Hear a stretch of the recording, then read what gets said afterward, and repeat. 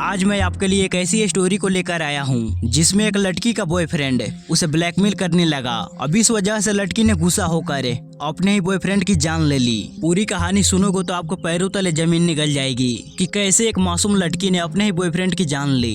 इन्हीं सारी वाकया के बारे में इस वीडियो में आगे डिटेल में बताऊंगा। जी हाँ, मैं बात कर रहा हूँ मधु पटेल केस के बारे में। 24 मई 2021 को दोपहर के समय जबलपुर जिले के थाना खेतौली के पुलिस ऑफिसर के पास एक शख्स ने कॉल किया। बोला कि मेरा नाम नारायण पटेल है, मैं सिहोरा थाना के कुर्जी गांव का रहने वाला हूं। मेरे पिता प्रेम नारायण पटेल के फोन पे किसी अनजान शख्स ने कॉल किया और ये जानकारी दी कि पान उमरिया रोड के किनारे मेरे छोटे भाई का मोटरसाइकिल पड़ी है।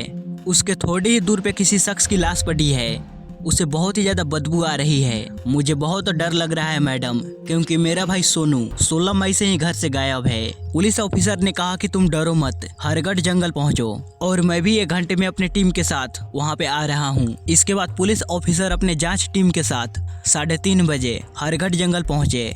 जब पुलिस वाले यहाँ आए तो देखे कि एक लाश सड़ी गड़ी अवस्था में यहाँ पड़ी है और वहीं पास ही में एक बाइक खड़ी है। अब इस समय कोरोना का माहौल था तो सभी पुलिस वाले कोरोना किट में थे। यहाँ पे बदबू काफी ज्यादा आ रही थी। घटना स्थल पे 1 मीटर की 2 रस्सियां, नीले रंग का लोअर टी शर्ट, बनियान, चमड़े का चप्पल और 2 मास्क पुलिस ने घटना स्थल से बरामद किए। अभी जांच पड़ताल चल ही रही थी, तभी नारायण भी भागता हुआ यहाँ पर पहुंचा। उसने यहाँ आते ही अपनी मोटरसाइकिल पहचान ली, मगर शव बुरी तरह से सड़ गल गया था, इसलिए शव का चेहरा पहचान में नहीं आ रहा था। और उस शव के पास ही में एक बड़ा सा पत्थर पड़ा हुआ था। उस पत्थर पे मक्खियां भिनभिना रही थी। पुलिस वाले पत्थर से मिट्टी का सैंपल ले लिए। पुलिस वाले ने ये देखकर अनुमान लगाया कि शायद इसी पत्थर से इस लाश को कुचला गया होगा। नारायण ने चप्पल और कपड़े को देखकर कुचले गए चेहरे के बावजूद भी उसने इस लाश की पहचान कर ली, जो उसके अपने छोटे भाई सोनू की थी। सोनू के कुछ ही दिन पहले शादी हुई थी। उसे शादी में जो कपड़े मिले थे उसने वही कपड़े को पहना था। कपड़े पे लगे हल्दी के दाग भी वैसे ही थे। भले ही हल्दी के दाग काले जरूर हो गए थे, मगर नारायण ने कपड़े को देखकर अपने भाई की अच्छे तरह से पहचान कर ली थी। थोड़ी देर के बाद जबलपुर के एडिशनल एसपी शिवेश सिंह बघेल और फोरेंसिक टीम भी यहाँ पे चली आई और यहाँ से बरामद किए गए सारे सामानों को भोपाल मेडिकल इंस्टीट्यूट भेज दिया गया। इसके बाद शव को पैक कर पोस्टमार्टम के लिए भेज दिया गया। एक पुलिस ऑफिसर नारायण को लेकर यहाँ से थाने पहुंचा और पुलिस वालों ने भी इसके घर वालों को थाने पर ही बुलवा लिया। पुलिस ने शुरुआती जांच की पूरी रिपोर्ट तैयार कर हालांकि सोनू की गायब होने की रिपोर्ट 17 मई 2021 को ही सिहोरा थाना में तुलसीदास के बड़े बेटे नारायण पटेल ने लिखाई थी और उस रिपोर्ट के मुताबिक सोनू 16 मई 2021 को सुबह अपनी नवविवाहित पत्नी की फोन को लेकर बोला कि मैं इसे ठीक कराने के लिए जा रहा हूँ। ये कहकर वो फोन को लेकर सिहोरा गया, लेकिन जब देर रात हो गई सोनू वापस घर नहीं आया तो घर वाले उसके दोस्त रिश्तेदारों के पास कॉल कर सोनू के बारे में पूछने लगे कि क्या सोनू आपके पास गया है। मगर जब उसका कोई आता पता नहीं चला तो सिहोरा थाना जाकर उसकी गायब होने की रिपोर्ट लिखा दी गई। सोनू की 4 दिन पहले ही यानी कि 12 मई को कटनी जिले में बोहरी बंद के बासन गांव में गायत्री नाम की लड़की से सोनू की शादी हुई थी। जब इस बारे में गायत्री से पूछताछ की गई तो गायत्री ने पुलिस वालों को बताया कि शाम होने पर सोनू वापस घर नहीं आए तो मैंने अपने पति सोनू के पास कॉल किया, लेकिन उनका फोन आउट ऑफ कवरेज बता रहा था।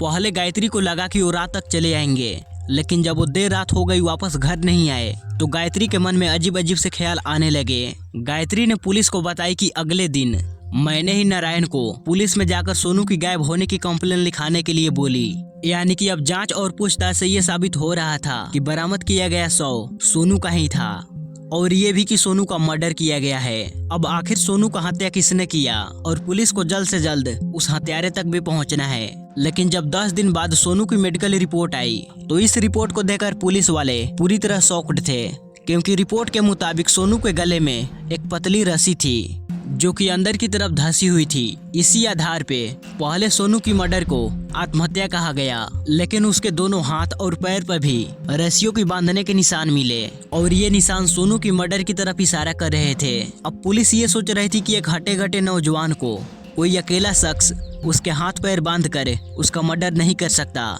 यानी कि इस मर्डर में एक शख्स के अलावा कोई और भी आदमी शामिल है। अब सिहोरा थाना का एसपी इस केस को गंभीरता से लिया। उन्होंने सबसे पहले सोनू की मोबाइल फोन का कॉल डिटेल्स को निकलवाए तो मालूम पड़ा कि सोनू के पास 16 मई को मधु पटेल नाम की लड़की की फोन से कई बार कॉल आई है और सोनू से घर से निकलने के बाद इन दोनों के बीच की बातें 10:30 बजे से स्टार्ट हुई और 12 बजे तक चली, जिसके बाद सोनू की बात किसी और आदमी से नहीं हुई और पोस्टमार्टम रिपोर्ट के मुताबिक सोनू की मौत दिन के 2:30 बजे के करीब हुई थी। अब पुलिस वालों ने सोनू के बड़े भाई नारायण से और सोनू की पत्नी गायत्री से अलग अलग पूछताछ की तो नारायण ने पुलिस वालों को बताया कि मधु मेरी बहन की ननद है और वो सिहोरा तहसील के मडई गांव में अपने माँ बाप भाई बहन के साथ रहती है। अब इसके बाद जब गायत्री से मधु के बारे में पूछताछ की गई तो गायत्री ने कुछ ऐसी जानकारियां दी जिससे पुलिस को इस केस को सॉल्व करने की एक कड़ी मिल गई। गायत्री ने बताया कि सोनू और मधु के बीच रिलेशनशिप थे। हालांकि सोनू ने गायत्री को बताया था कि मेरे और मधु के बीच संबंध अब नहीं है और अब तो मधु की भी शादी तय हो गई है। लेकिन पुलिस बार बार गायत्री से सोनू के ही बारे में पूछे जा रही थी। पुलिस वालों को ये लग रहा था कि गायत्री हमसे जरूर कुछ छिपा रही है, लेकिन पुलिस वालों के सामने गायत्री ज्यादा देर तक नहीं छुपा पाई। थक हार कर गायत्री ने बोल ही दिया कि आखिरकार इसमें मेरी क्या गलती है। गायत्री ने पुलिस को बताया कि मैं बहुत ही ज्यादा दुखी हूँ। एक तरफ मेरी उजड़ी हुई जिंदगी है और दूसरी तरफ घर वाले मेरे ऊपर क्या क्या इल्जाम लगा रहे हैं और मुझे ही दोषी ठहरा रहे हैं। गायत्री ने सोनू को मोबाइल ठीक कराने के लिए क्या कह दिया था, जिस वजह से सबकी उंगली गायत्री की तरफ उठ रही थी, जबकि सच्चाई तो ये था कि सोनू ने ही खुद जिद की थी मोबाइल ठीक कराने की। मगर कुछ लोग तो गायत्री को ही उसके पति की हत्या में शामिल बता रहे थे। गायत्री ने पुलिस को बताया कि यहाँ पर मेरे दुख और भावनाओं को समझने वाला कोई नहीं है। गायत्री के मन में अलग अलग से आशंका आ रहे थे और आशंका की वजह सोनू ही था, क्योंकि सोनू ने गायत्री को एक राज के बारे में बताया था। इसी वजह से शादी के दूसरे ही दिन सोनू और गायत्री के बीच कहासुनी भी हो गई, क्योंकि उसने सोनू से मधु के बारे में पूछ लिया था, जिस पर सोनू गुस्सा होकर बोला, तुम्हें घर में आए 1 दिन भी नहीं हुआ और तुम अभी से जासूसी करने लगी। लेकिन गायत्री ने सोनू को बताया कि थोड़ी देर पहले मधु ही आई थी और उसने ही मुझे सारी वाकया बताई। सोनू बोला कि तुमने उसे अपने पास क्यों आने दिया और उसने तुम्हें क्या बताया। गायत्री ने कहा कि वो आपकी बहन की ननद है, वो हमारी रिश्तेदार है और हम उसे अपने पास क्यों ना आने दे। अगर मैं उसे अपने पास बैठने न देती तो परिवार वाले क्या सोचते मेरे बारे में। गायत्री ने सोनू को बताया कि मधु मेरे साथ बहुत ही गुस्से से पेश आई। उसने गुस्से में बताया कि वो तुमसे प्यार करती है और ये सारी बातें सुनकर सोनू पूरी तरह शॉक्ड रह गया, क्योंकि मधु ने गायत्री को बोला कि सोनू एक धोखेबाज है, बेवफा है। मधु का कहना था कि सोनू ने मेरे साथ शादी का वादा कर मेरे साथ संबंध बनाता रहा और फिर उसने गायत्री से शादी कर ली। अब सोनू गायत्री पे गुस्सा होने की जगह उसके सामने हाथ जोड़कर माफी मांग ली।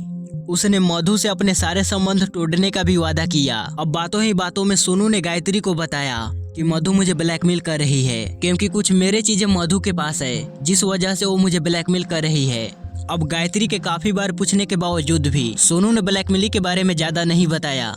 गायत्री ने पुलिस को बताया कि सोनू ने मुझे बोला था कि ये सारी बातें तुम किसी को मत बताना।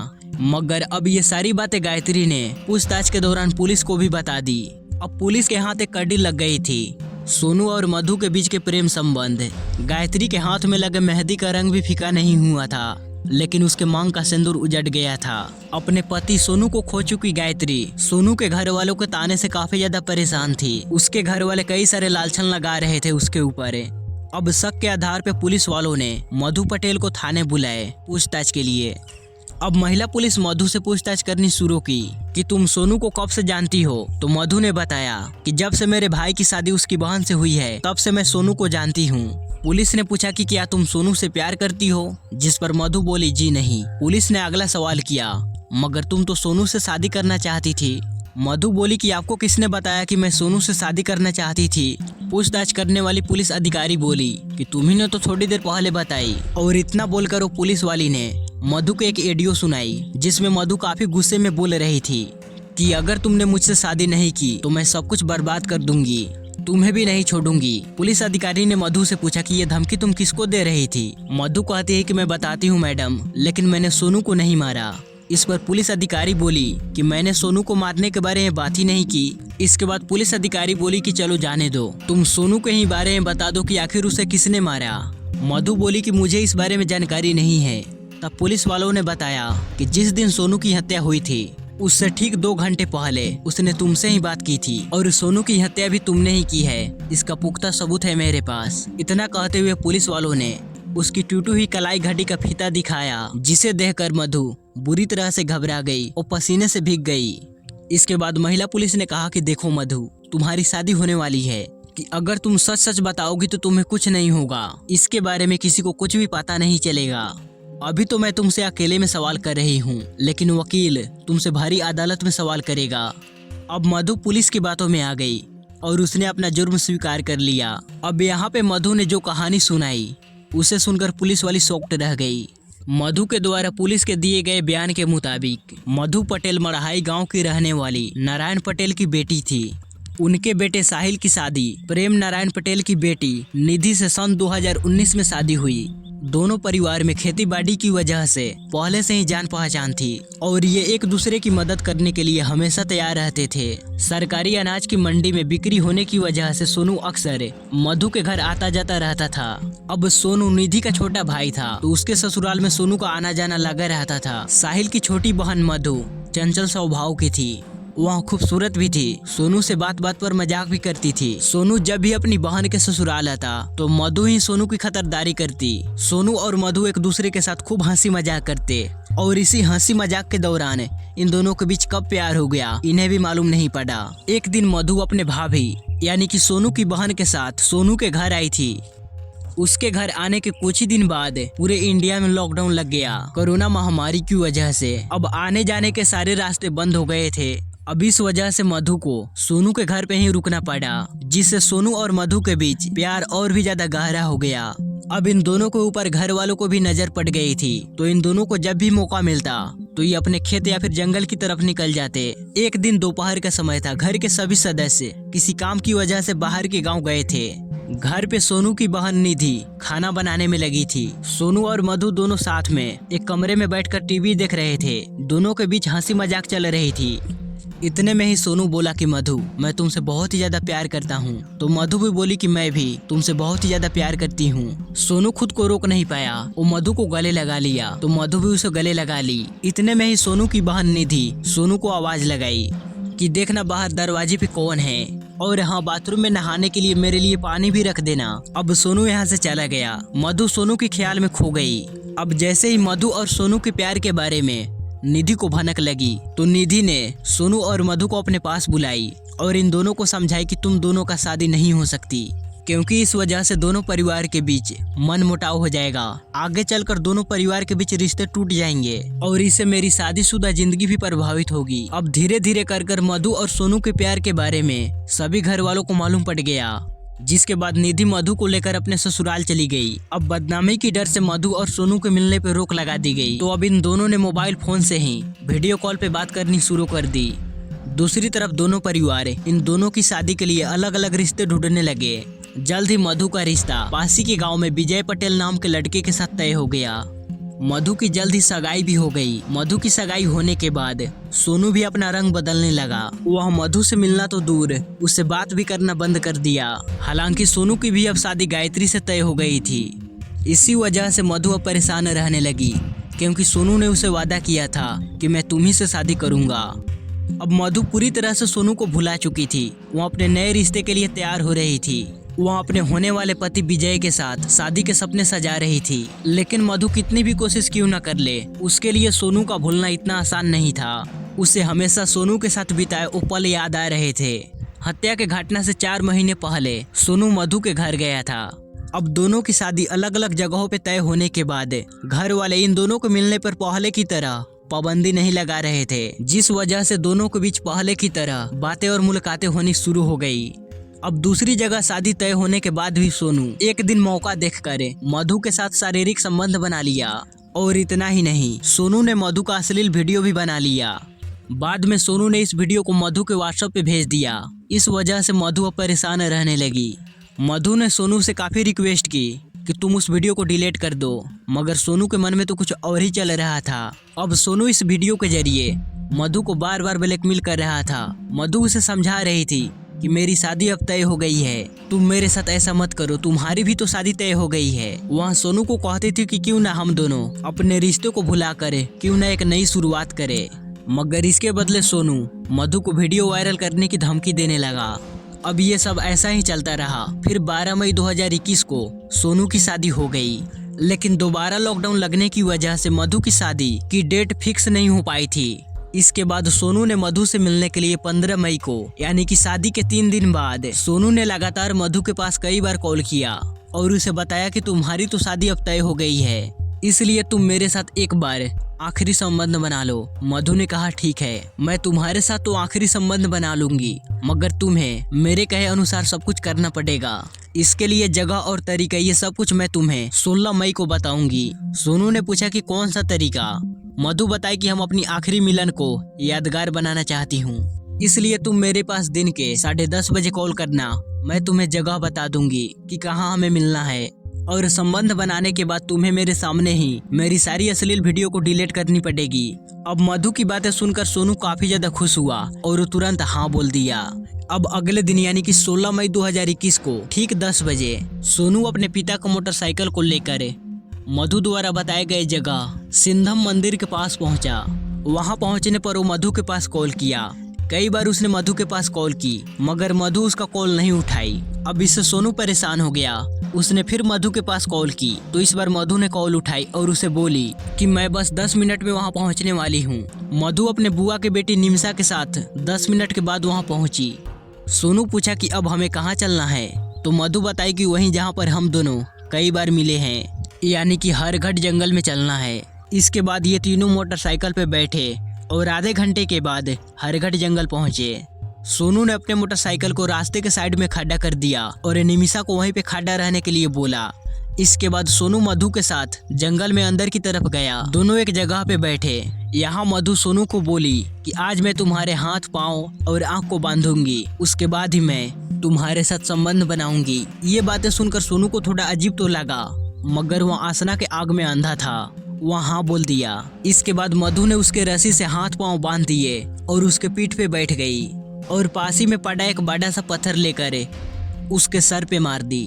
अब सोनू कुछ समझ पाता उसे पहले ही मधु ने उस पर कई बार पत्थर से हमले कर दिए। हाथ पांव बंधा होने और आंखों पे पट्टी बंधे होने की वजह से सोनू अपना बचाव नहीं कर पाया। इसके बाद मधु ने एक रस्सी को लेकर सोनू का गला घोटा और कुछ ही समय के बाद सोनू की मौत हो गई। इसके बाद मधु ने सोनू के आंख से पट्टी खोल दी, हाथ पांव की रस्सियां भी खोल दी और गले की रस्सी को वो वैसा ही छोड़ दी। फिर उसने पत्थर से उसके चेहरे पे काफी बार वार किया, जिससे चेहरा पहचान में न आए। इसके बाद मधु घर पहुंचकर सोनू का मोबाइल, अपना ATM कार्ड और रुमाल को जलाकर कचरे के साथ घर के बाहर फेंक दिया। मधु अपना जुर्म कबूल करने के बाद पुलिस को बताई कि सोनू द्वारा बनाई गई अश्लील वीडियो की वजह से मैं काफी ज्यादा परेशान थी और सोनू से छुटकारा पाने के लिए मेरे दिमाग में बस यही ख्याल आया कि सोनू का गेम ओवर कर दिया जाए। इसके बाद मधु पटेल को सोनू की हत्या के जुर्म में धारा 302 और धारा 201 लगाकर पुलिस ने मधु को कोर्ट में पेश किया और निमिषा को भी जुर्म छुपाने की वजह से IPC की धारा 201 लगाकर उसे बाल कारागृह शहडोल भेज दिया गया और मधु पटेल को महिला जेल जबलपुर भेज दिया गया। गाइस, इस घटना के बारे में बताने का उद्देश्य किसी का दिल दुखाना नहीं है, बल्कि आपको जागरूक करना है। गाइस, आप लोगों को इस पूरी घटना पे क्या राय है, कमेंट सेक्शन में जरूर बताइएगा। मिलते हैं अगली वीडियो में।